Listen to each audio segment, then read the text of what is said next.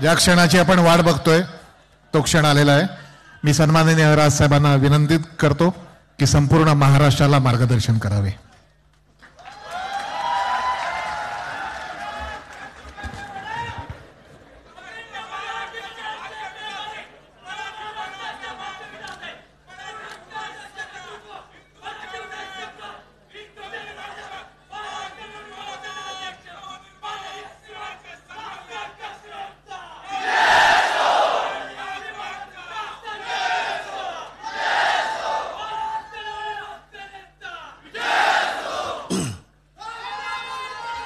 जमलेल्या माझ्या सर्व महाराष्ट्र सैनिकांनो, बांधवांनो आणि भगिनींनो,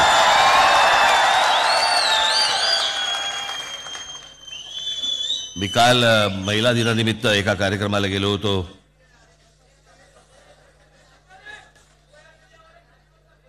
आणि तिकडे अशाच घोषणा झाल्या.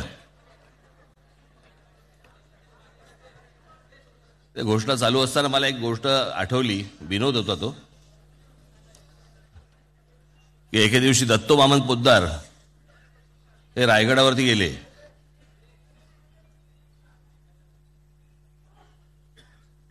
शिवचरित्रकार. आणि जाता जाता त्यांना एक असं आकाशात पाहिलं.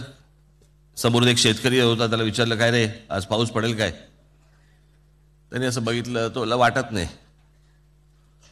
थोड्याने ढग आले, सगळं आकाश भरलं, जोराचा वारा, पाऊस बिऊस जोरात सुरू झालं. काय करायचं म्हणून एक झोपडं दिसलं. टकटक केली. आतून आवाज आला. कोण आहे? त्यांनी सांगितलं की शिवचरित्रकार महामहोपाध्याय दत्तो वामन पोद्दार. आतून आवाज आला, इतक्या लोकांना जागा नाही.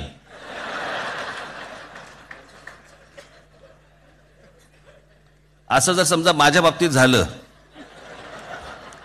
मी झोपडीवरती टकटक करतोय आणि ह्याच्यापैकी कोणीतरी घोषणा दिली, घेतील का घरात?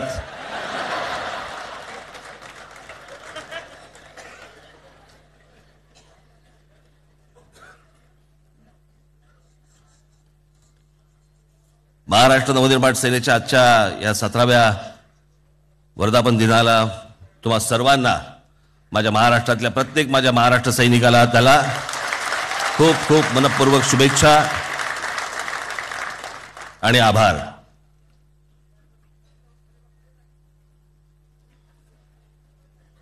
शुभेच्छा या तर असणारच आहेत.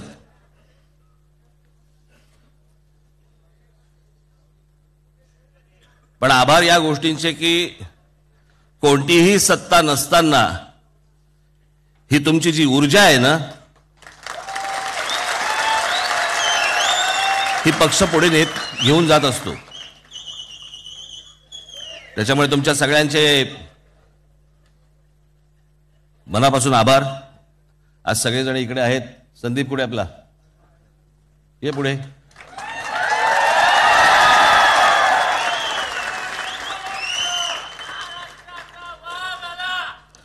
आत्मचरित्राची 4 पानं वाढली.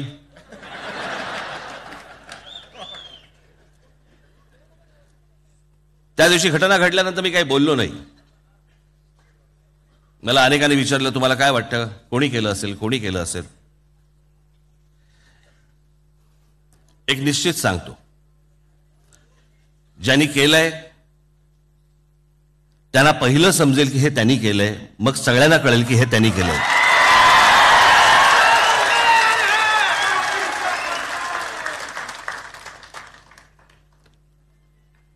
माझ्या मुलांचं असं रक्त मी वाया घालू देणार नाही.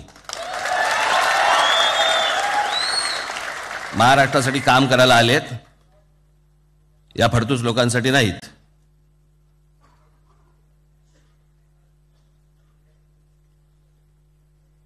बाकी अनेक गोष्टी आहेत, अनेक विषय आहेत जे मला आज नाहीत पण 22 तारखेला बोलायचे आहेत.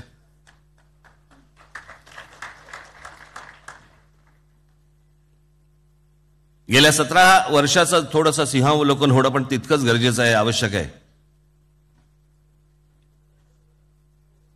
की पक्ष कशा कशातनं गेला, कशा कशातनं जातोय.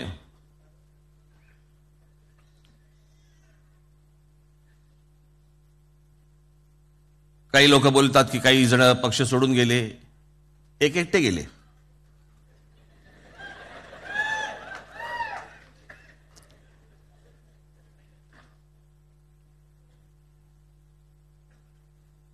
आणि मग आपल्याला प्रश्न विचारतात लोक की राज ठाकरेंच्या सभांना गर्दी होते, मग निवडणुकीला मतं का नाही पडत? मग ते 13 आमदार निवडून आले होते, काय सोरठवरती आले होते का?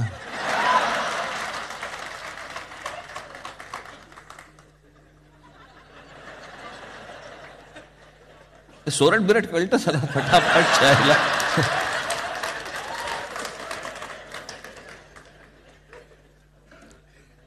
नाही, मला सोरठचा मला रिस्पॉन्स यांच्याकडनं ठीक आहे, मला महिलांकडनं सोरठचा रिस्पॉन्स असो, पण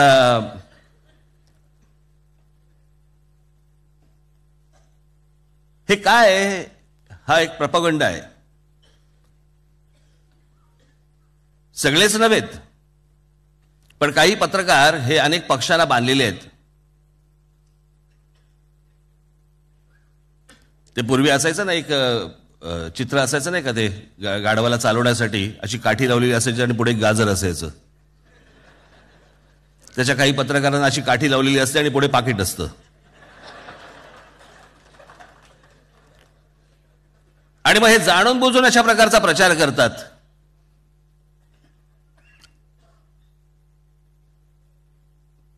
$2014 काय, 2019 काय,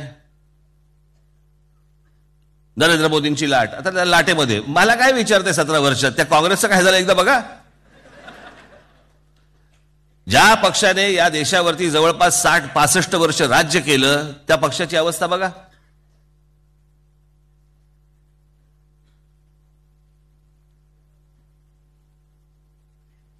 आणि भरतीनंतर ओटी आणि ओटीनंतर भरती, या गोष्टी होतातच, नैसर्गिक आहेत. भारतीय जनता पक्षानेही लक्षात ठेवलं पाहिजे, आज भरती चालू आहे, ओटी येणार, ओटी येऊ शकते, नैसर्गिक आहे ती गोष्ट, कोणी थांबवू नाही शकत ती.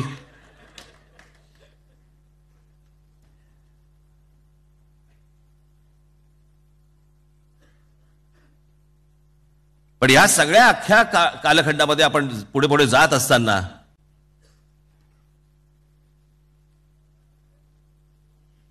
आजच्या परिस्थितीमध्ये घेतलं आमचा राजू पाटील.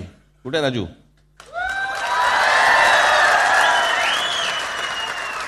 पक्षाची बाजू आज विधानसभेमध्ये एकटा मांडतोय.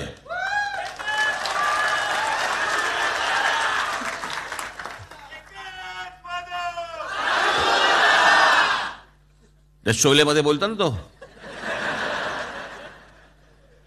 एक ही है लेकिन काफी है.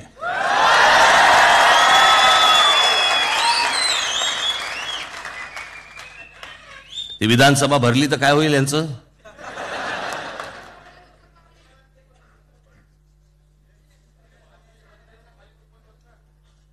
पण हे जाणून बुजून अशा प्रकारचा प्रचार जो केला जातो, आणि हे सगळे ज्या लोकांकडनं हे लिहिलं जातं, बोललं जातं, हे कुठे ना कुठेतरी या समजून न घेता कोणीतरी सांगितलेलं असतं की हा या प्रकारचा प्रचार करा, आणि मग ते पत्रकार तशा प्रकारचा प्रचार करत असतात आणि संभ्रम निर्माण करतात की बघा एवढी गर्दी जमते पण मतं जातात कुठे. असतात त्या वेळेच्या त्या गोष्टी असतात. आंदोलन अर्धवट सोडतात. एक आंदोलन दाखवायचं मला अर्धवट सोडलेलं, एक. काय सगळ्या जबाबदाऱ्या काय आमच्याच आहेत का? जे पत्रकार आम्हाला प्रश्न विचारतात ते इतर राजकीय पक्षांना कधी विचारणार नाहीत. ज्या महाराष्ट्र नवनिर्माण सेनेच्या आंदोलनामुळे, तुमच्यामुळे जे महाराष्ट्रामधले 65 ते 70 टोल नाके बंद झाले,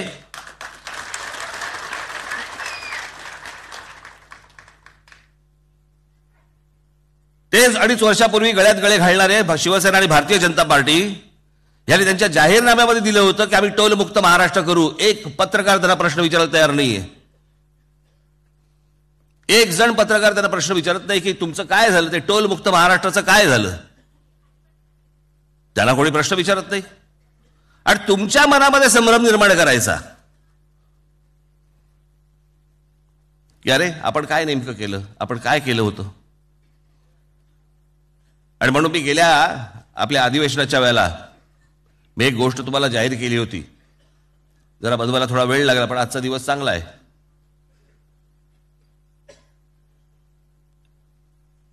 आपण गेल्या 17 वर्षामध्ये काय केलं, महत्वाच्या काही, फक्त महत्वाच्या काही, एक ठराविक ठळक अशी काही आपली आंदोलनं, त्याच्यातल्या अनेक गोष्टी, आणि आता ते दर महिन्याला भरत जाणार प्रत्येक जिल्ह्याप्रमाणे, की आपल्या जिल्हाध्यक्षांनी, आपल्या तालुकाध्यक्षांनी, आपल्या शहर अध्यक्षांनी कोणती कोणती आंदोलनं केली, कोणती कोणती आंदोलनं तडीस नेली, कोणाकोणाला न्याय मिळवून दिला, याचं पहिलं पुस्तक, डिजिटल पहिलं पुस्तक आज आपण प्रकाशित करत आहोत.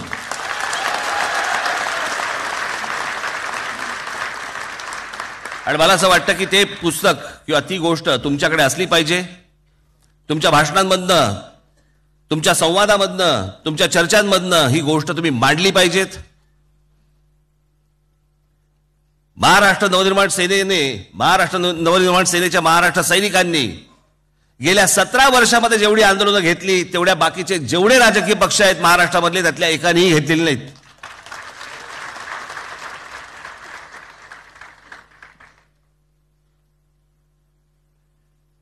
त्या मशिदीवरच्या भोंग्याचा समाचार मी 22ला घेणारच आहे. पण आज ती पुस्तिका ही खास करून मी तुमच्या समोर मी आज ठेवत आहे. सौरभ करंदीकर, मला असं वाटतं की तुम्ही ती सांगा. ते सांगत असताना मध्ये मध्ये मी बोलीन, मध्ये येऊ नको रे, फोटो असे काढत जाऊ नको. तो काय शो करायला येतो का मध्ये? बाजूला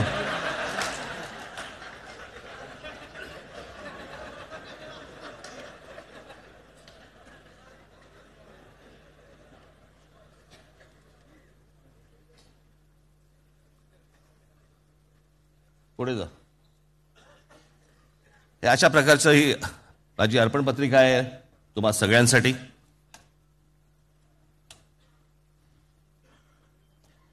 तू बोल, तुला काय बोलायचं बोल. गेल्या 17 वर्षामध्ये आपल्या पक्षाने जे काय काम केलं त्याचा एकत्रित दस्तावेज आतापर्यंत जो नव्हता तो या पुस्तिकेमुळे निर्माण झालेला आहे. ही जी सुरुवातीची पानं आहेत त्याच्यामध्ये तुम्हाला सगळे जी कार्य केलेली आहेत त्याच्याबद्दल एका कटाक्षात सगळं बघता येईल, लोकांशी बोलता येईल, हे पुस्तक घेऊन संवाद साधता येईल. आणि यानंतर पुढची जी सेक्शन्स आहेत ती प्रत्येक विषयाबद्दलची एक आहेत. आपल्या नाशिकमधल्या सत्तेच्या वेळेला आपण काय केलं त्याचा थोडक्यात आढावा घेतलाय.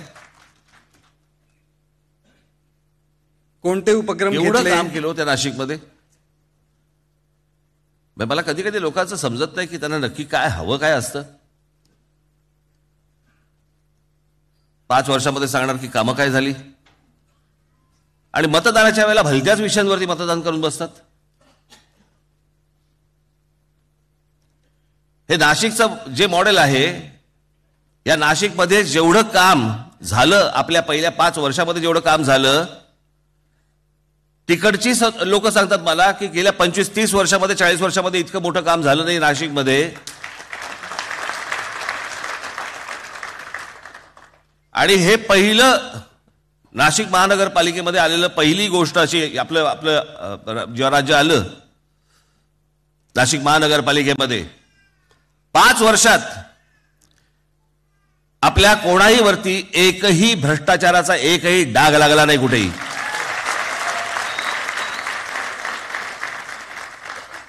मला असं वाटतं नाशिक हे एकमेव शहर असं असेल आता की तिकडे त्या मुकडे धरणामधनं जी आपण पाईपलाईन आणली, नाशिक शहरामध्ये पुढच्या 50 वर्षाचा पाण्याचा प्रश्न संपलेला आहे, मिटलेला आहे. 50 वर्षाचा पुढच्या. बाकीचे रस्ते बिस्ते या सगळ्या गोष्टी झाल्याच, केल्याच. आणि त्याच्यानंतर गेल्या 5 वर्षामध्ये काय झालं? काही नाही. आता अनेक लोक मला सांगतात आता हळहळत आहेत, पण ते हळहळणं निवडणुकीच्या वेळेला परत असेल की नाही माहित नाही. असो, पुढे मराठी या विषयावर आपण जे काय केलं ते एकत्रितपणे इथे मांडलेलं आहे. अभ्यासक्रमामध्ये मराठी आली, शासनाच्या व्यवहारामध्ये मराठी आली, एवढंच नाही तर मोबाईलवर मराठी आली. मी एका आपल्या एका कार्यक्रमामध्ये मोबाईल फोनवरती त्यावेळेला हिंदी आणि फक्त इंग्रजी यायचं, आणि मला तर आठवत नाही मला कुठच्या ठिकाणी मी बोललो होतो ते, षण्मुखानंद हॉल का, आणि षण्मुखानंद हॉलमध्ये मी बोललो की तो विषय निघाला आणि म्हटलं महाराष्ट्रामध्ये माझ्या मोबाईलवरती मला मराठी ऐकू येत नाही, इतका या कंपन्यांना माज. आणि मी त्याच्यावरती बोलत असताना मला 10 मिनिटांमध्ये मला तिथेच कोणीतरी मला सांगितलं भाषण संपल्या की मोबाईल कंपनीचं पहिलं ऑफिस ठाण्यात फुटलं. आमचा अविनाश जाधव, कुठे अविनाश, कुठे आहे?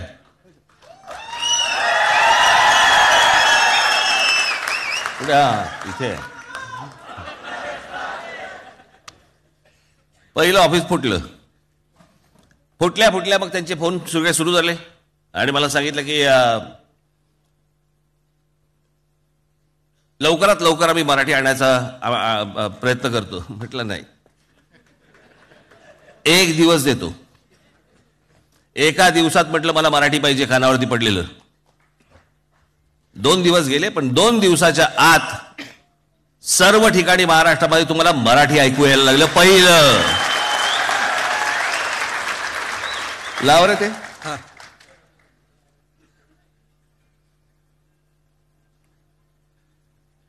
आपण ज्या नंबरवर संपर्क करण्याचा प्रयत्न करत आहात तो ह्यावेळी दुसऱ्या कॉलवर व्यस्त आहे. कृपया थोड्या वेळानंतर पुन्हा प्रयत्न करा.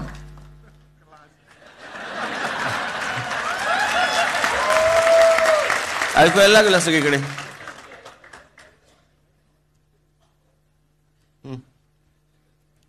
मराठी चित्रपटांना चित्रपटगृह मिळू लागली, हक्कानी मिळू लागली. मला समजत आहे आपल्याकडे आपल्याच महाराष्ट्रामध्ये आपले मराठी चित्रपट निर्माते, दिग्दर्शक, खास करून निर्माते कळवळतात आणि म्हणतात की आम्हाला थिएटर्स मिळत नाहीत महाराष्ट्रात. याच्या अगोदर कोणाचं लक्ष नाही. म्हणजे तो जे काय मल्टिप्लेक्स नावाची जी गोष्ट जी काय बांधली गेलेली आहे त्या मल्टिप्लेक्समध्ये कराराने ते जे बांधायला दिलंय त्याच्यामध्ये कराराने मराठी चित्रपटांसाठी म्हणून कमीत कमी एक सिंगल स्क्रीन हा मराठी चित्रपटांसाठी ठेवण्यात येईल असं ते करारातच आहे. कोणाचं लक्ष नाही, कोणी त्याच्याकडे लक्ष द्यायला तयार नाही. मग आपल्याकडे आले, मग आपण पहिल्यांदा हात जोडून सांगितलं, नाही ऐकलं. मग हात सोडून सांगितलं, पटकन ऐकलं.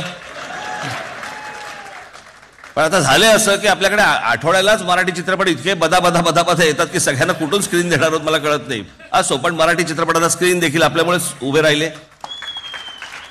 हे आम्ही कोपकर आमचे कुठे आहेत? कुठे? हा तिथे. आणि आमचे कोण त्या शालिनी ठाकरे कुठे आहेत? त्या बाहेरगावी. दुकानांवरच्या पाट्या मराठी झाल्या. पाट्या मराठी कशा होतील मला जरा सांगा. म्हणजे आता मला कधी कधी हसायला येतं आपल्याकडे महाराष्ट्रामध्ये. मराठी चित्रपटांना स्क्रीन मिळवून द्या, फोनवरती मराठी ऐकू आली पाहिजे, मराठीच्या दुकानाच्या पाट्या मराठीत झाल्या पाहिजे, ह्याच्यासाठी आंदोलन करायला लागतं. बाकी कुठच्या राज्यांमध्ये करायला लागतं का? ऐकू येतं आपल्याला कधी? तामिळनाडूमध्ये त्यांच्या तामिळ पाट्यांवरनं आंदोलन झालंय. गुजरातमध्ये काहीतरी गुजराती पाट्यांवरनं आंदोलन झालंय. ऐकू येतं? नाही ऐकू येत. हे महाराष्ट्रात का होतं? कारण ते तुम्हाला सगळे जण जे येत आहेत ना बाहेरून ते सगळे जण तुम्हाला गृहीत धरतायत. गृहीत कोण आहे ते? मग या पाट्यांसाठी तुम्हाला आठवतंय आपण बोर्ड लावले होते. शेवटचे 15 दिवस, शेवटचे 14 दिवस, शेवटचे 13 दिवस त्यांना समजायला लागले आकडे कमी कमी कमी व्हायला लागलेत.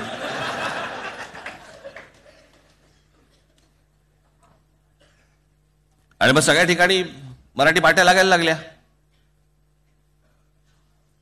मग सरकारने पण जाहीर केलं नंतर. आत्ता हे 2.5 वर्षाचं अगोदरचं होतं ना,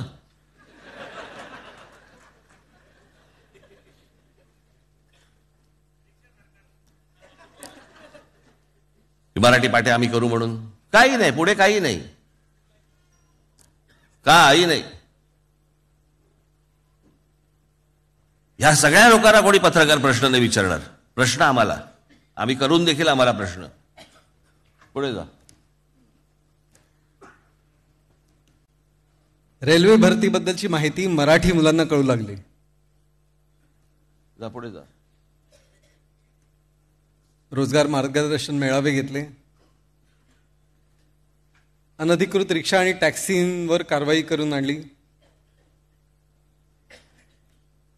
मायक्रो फायनान्स आणि विमा कंपन्यांच्या मुजोरीवर चाप बसवला. राज्याच्या विकासाची ब्लूप्रिंट मांडणारा देशातला आपला पहिला राजकीय पक्ष आहे. एका पत्रकार परिषदेमध्ये मला एका पत्रकाराने विचारलं होतं, ती तुमची ब्लू फिल्म जी आहे आलेली,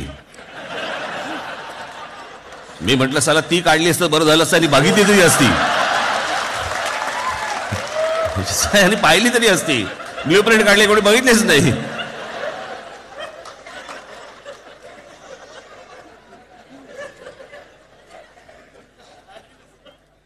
अगोदर सगळे मला विचारायचे यायच्या आधी, काय कुठे आहे ब्लू प्रिंट, कुठे आहे. ज्या दिवशी जाहीर केली आजपर्यंत मला प्रश्न विचारलेला नाही त्या गोष्टीवरती, कारण स्वतः काही वाचलेलं नाही.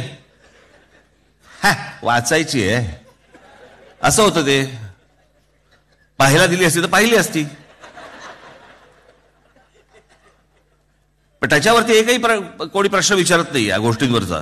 बोले पुढे.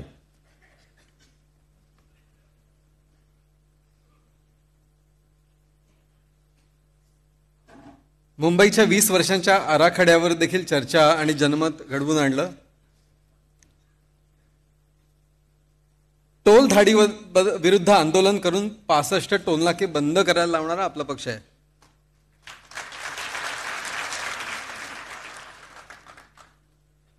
मोर्चे आणि आपल्या सगळ्या मोर्चांबद्दलची माहिती देखील या पुस्तिकेमध्ये आहे.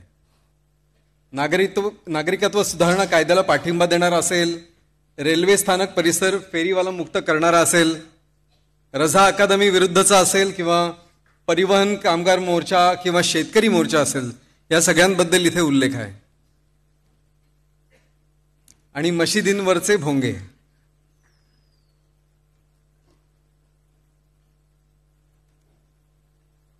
पाकिस्तानी कलाकारांना इथून आपण 48 तासात हुसकून लावलं.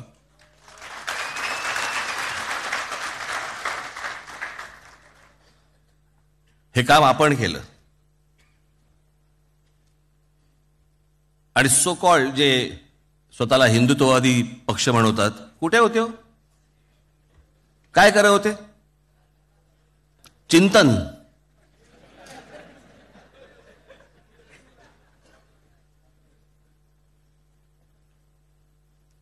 या सगळ्या गोष्टींची आंदोलनं ही आपण घेतली.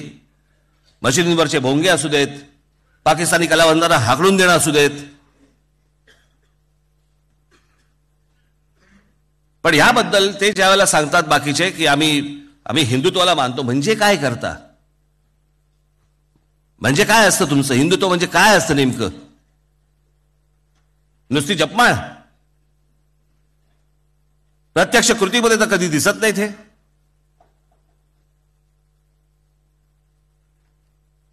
त्या भोंग्यांच्या प्रकरणानंतर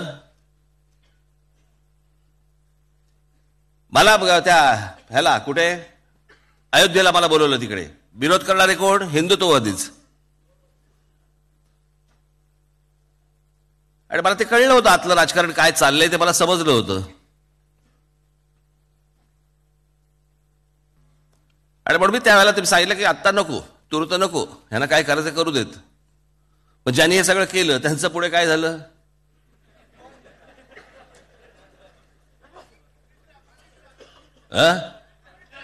मग हे असंच असतं. म्हणून आपल्या वाट्याला जायचं नाही कोणी.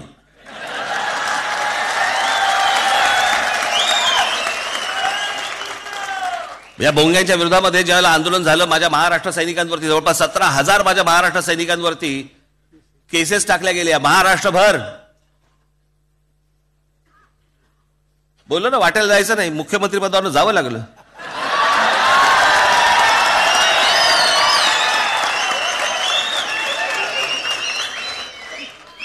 असो, हे सगळे 22 मार्चचे विषय आहेत. असो, पुढे. विद्यार्थ्यांच्या प्रश्नांना आपण उत्तर दिली. हिंदू सणांसाठी, मराठी मनांसाठी महाराष्ट्र नवनिर्माण सेनाच.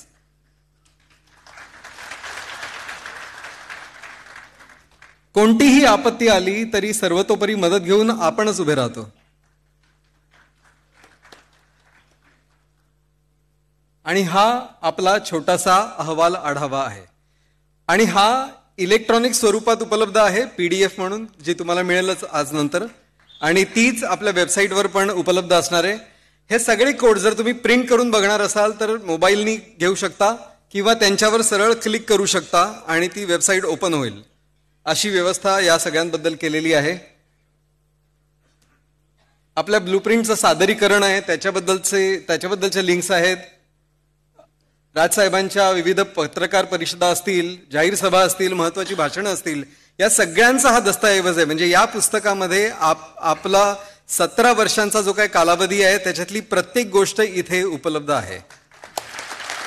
अजून बऱ्याच गोष्टी त्याच्यामध्ये टाकायच्या आहेत. त्या एक प्रोसेस आहे, ती चालूच राहील. परंतु मला असं वाटतं की तुमच्या सगळ्यांकडे, माझ्या महाराष्ट्रातल्या प्रत्येक महाराष्ट्र सैनिकाकडे ही गोष्ट असणं आवश्यक आहे, गरजेचं आहे. जे आपले हितचिंतक आहेत त्यांच्यापर्यंत देखील हे तुम्ही पोहोचवणं हे देखील तितकंच महत्त्वाचं आहे आणि आवश्यक आहे. तसंच आज आपल्या पक्षाची बरेच दिवस जरा ती अडकलं होतं, थांबलं होतं, ती पक्षाची वेबसाईट ही देखील आज आपण इथे तुमच्या समोर जाहीर करत आहोत.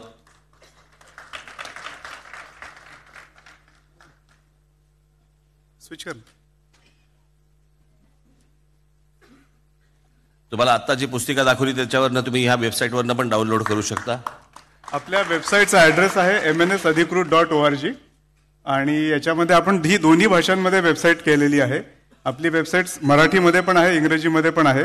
त्यामुळे ज्या भाषिकाला ज्या भाषेमध्ये ती वेबसाईट बघायची असेल त्या भाषेमध्ये जाऊन तो बघू शकतो. आपण मराठी भाषेची वेबसाईट बघूया. हे आपलं लँडिंग पेज ज्याला इंग्रजीत म्हणतात किंवा आपल्या वेबसाईटचं मुखपृष्ठ आहे. याच्यावरती हा जो आता एक बॅनर स्पेस दिसतीये, या बॅनर स्पेसवरती भविष्यामध्ये आपली जेवढी आंदोलनं त्या काळामध्ये सुरू असतील ती येत राहतील. हा आपला डिजिटल दस्तावेज आहे आणि या डिजिटल दस्तावेजाचं म्हणणं आमचं असं आहे की वेबसाईट आपण सातत्याने बघत राहिली पाहिजे. सगळी आंदोलनं आतापर्यंत आपण जेवढी केली ती सगळी उपक्रम याच्यामध्ये आहेत. भविष्यात जे आता 22 तारखेला आपली सभा असेल तर त्याचे बॅनर्स इकडे येतील. हे सगळं तुम्ही डाउनलोड करून तुमच्या याच्यासाठी वापरू शकता. आपल्या सगळ्या प्रमुख भूमिका, आपली कार्यकारिणी, साहेबांची महत्वाची पत्र, त्याच्यानंतर आपला विकास आराखडा, योगदान द्या. म्हणजे समजा तुम्हाला एखाद्या विषयामध्ये काही लिहायचं असेल, तुमचा ब्लॉग असेल, काही मत मांडायचं असेल तर त्याची इकडे सोय आहे. ई ग्रंथालय, जी पुस्तकं ज्यांची कॉपीराईटचा प्रॉब्लेम नाही ती सगळी पुस्तकं आपण इकडे बघू शकतो. साहेबांचे ओके पक्षाची ध्येयधोरणं सगळी आजपर्यंतची आपली आहेत ती सगळी ध्येयधोरणं इथे मांडलेली आहेत. आपली सगळी आंदोलनं आजपर्यंत जेवढी केली ती सगळी आंदोलनं आहेत. त्याच्यामध्ये अंगीकृत संघटनांचं एक वेगळं पेज आहे. अंगीकृत संघटनांची जितक्या संघटना आहेत त्या प्रत्येकाचा अध्यक्ष, त्यांचा कार्यालयीन संपर्क नंबर आणि ती जी व्यक्ती असेल त्यांच्याबद्दलची माहिती आणि त्यांचा मोबाईल नंबर.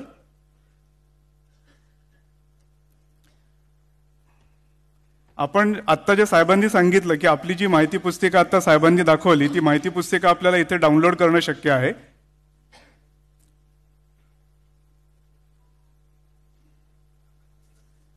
पुन्हा आंदोलन उपक्रम सगळे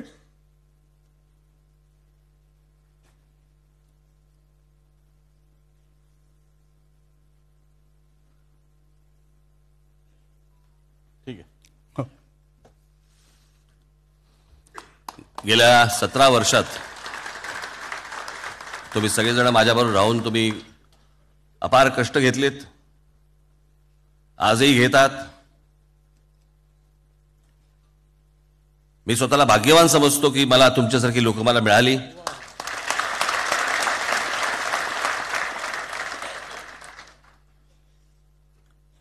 तुमचं सहकार्य मला बाहेरून, तसंच माझ्या कुटुंबाचं सहकार्य मला घरातून, आणि या सगळ्या गोष्टींमुळे आजपर्यंत आपण ही 17 वर्षाची वाटचाल आपण केलेली आहे.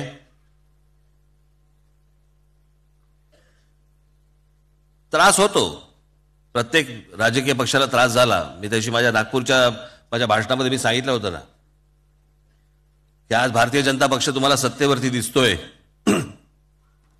पण कित्येक लोकांनी त्याच्यासाठी कष्ट घेतले, कित्येक लोकांनी त्याच्यासाठी खस्ता खाल्ल्या. 1952 साली तो पक्ष स्थापन झाला जनसंघ नावाने.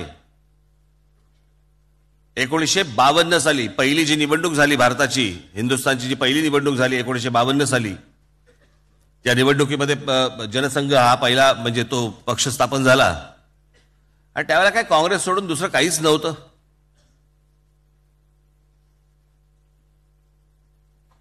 जी लोक सुरुवातीच्या काळामध्ये होती त्यांना आज माहिती पण नसेल, काही जण नसतीलही, काही जण वयस्कर असतील. पण 1952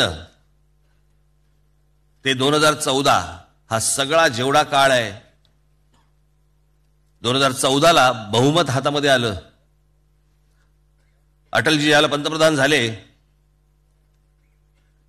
96ला 13 दिवसासाठी, 98ला 13 महिन्यासाठी, आणि 99ला मग किती 4.5 वर्षासाठी. त्याच्यानंतर परत काँग्रेस बोकांडी 10 वर्ष. पण हे सगळ्या इतक्या गोष्टींमधनं तुम्हाला सगळ्यांना जावं लागतं. लगेच तुम्ही आकडे काढू नका, 52 अधिक 2014 म्हणजे आपल्याला किती वेळ लागणार, नाही, ते आणणार लवकर मी.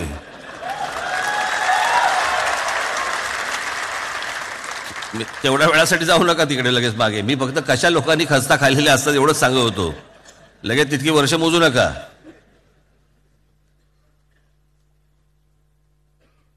एक मी तुम्हाला खरंच सांगतो, आपण सत्तेपासून दूर नाही होत, हे मळप दूर होईल.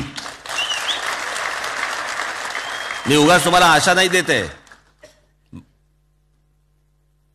मी तुम्हाला नुसती आशा दाखवत नाहीये. मी तुम्हाला, मला माहिती आहे ते.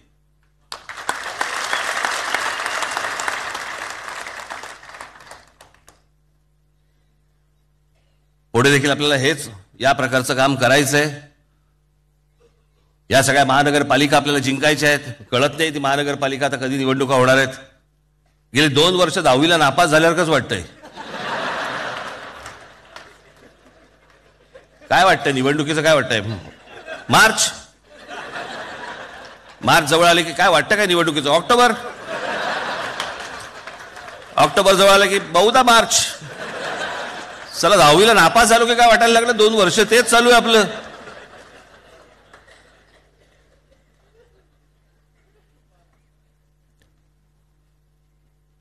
पण जेव्हा कधी निवडणुका होऊ देत महानगरपालिकेच्या, आपण महानगरपालिकेमध्ये सत्तेमध्ये असणार म्हणजे असणार.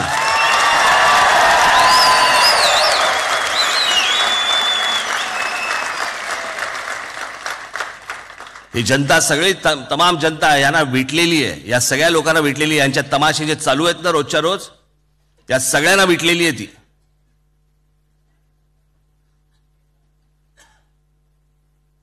आपण फक्त त्यांच्यापर्यंत जाणं गरजेचं आहे. मी बोलत तर राहीनच, तुमच्या मतदारसंघामध्ये येऊन मी भाषणही देईन, पण घराघरापर्यंत तुम्हाला जायचंय.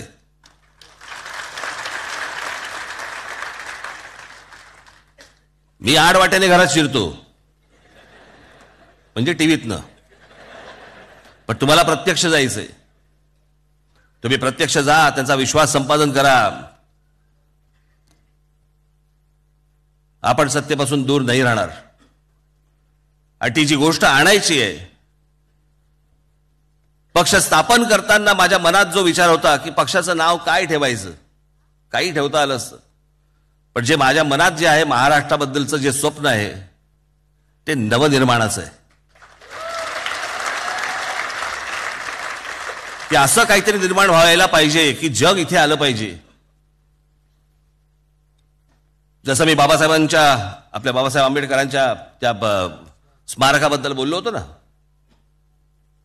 की त्या इंदू मिलमध्ये इतकी मोठी वास्तू उभी राहिली पाहिजे, इतका मोठं ग्रंथालय उभं राहिलं पाहिजे, इतकं मोठं की अख्खं जग ज्ञान मिळवण्यासाठी म्हणून तिथे बाबासाहेबांच्या चरणी आलं पाहिजे. पुतळे उभारून काय होत नाही हो. पुतळे उभारून काय होतंय? नाक्या नाक्यावरती पुतळे, चौका चौकामध्ये पुतळे. इथे बाबासाहेबांचा पुतळा, इथे महाराजांचा पुतळा, कधी आमच्या ज्योतिबांचा पुतळा. हे असले पुतळे उभे करून काय हाताला काही लागणार नाही आपल्याकडे. जयंती आणि पुण्यतिथी फक्त हार घालून मोकळे होऊ आपण, ह्याच्या पलीकडे आपल्या हाताला काही लागणार नाहीये. ते काय म्हणून गेले, ते काय बोलून गेले, याचं आत्मचिंतन जर आपण करणार नसू ना, तर खरंच सांगतो महाराष्ट्राचं काही खरं नाही. आणि आता जे सगळं चालू आहे ते महाराष्ट्राला खड्ड्यात नेणार आहे, खड्ड्यात नेणार. असा महाराष्ट्र मी कधीही पाहिला नव्हता. मला जेव्हापासून मला समज आली, राजकारणाची समज आली, जेव्हापासून मी बघतोय, तेव्हापासून मी आजपर्यंत असा महाराष्ट्र मी कधी पाहिला नाही. इतकं गलिच्छ राजकारण, इतकं घाण राजकारण, इतकी घाण गलिच्छ खालच्या थराची भाषा कधी आजपर्यंत पाहिली नाही मी. ज्या महाराष्ट्राने देशाचं प्रबोधन केलं तो महाराष्ट्र हा टीव्हीवर पाहत नाहीत आपले लोक. किती खालच्या थराला जाऊन बोलायचं, काही मर्यादाच उरलेल्या नाहीयेत.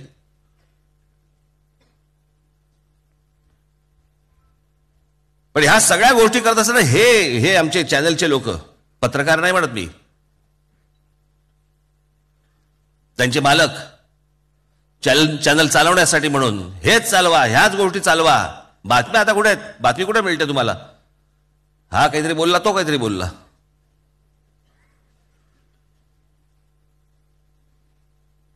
ज्या दिवशी या लोकांची संभाषण आणि बोलणं हे दाखवायचं बंद करतील ना, महाराष्ट्र सुधारलेला दिसेल.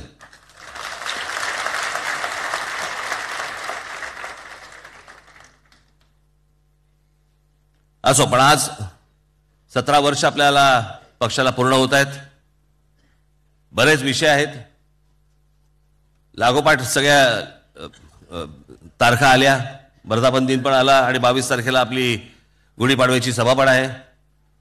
मी महाराष्ट्रातल्या माझ्या महाराष्ट्र सैनिकांना, तुम्हाला सर्वांना येत्या 22 तारखेला आपण सर्वजण सायंकाळी शिवतीर्थावरती आपण सर्वांनी यावं, हे आपल्याला सर्वांना आमंत्रण देतोय. मला जे काही बोलायचंय, जे काही वाभाडे काढायचे, जे कोणाला फाडायचंय, ते सगळं 22 तारखेला तुम्हाला पूर्ण बुफे मिळेल.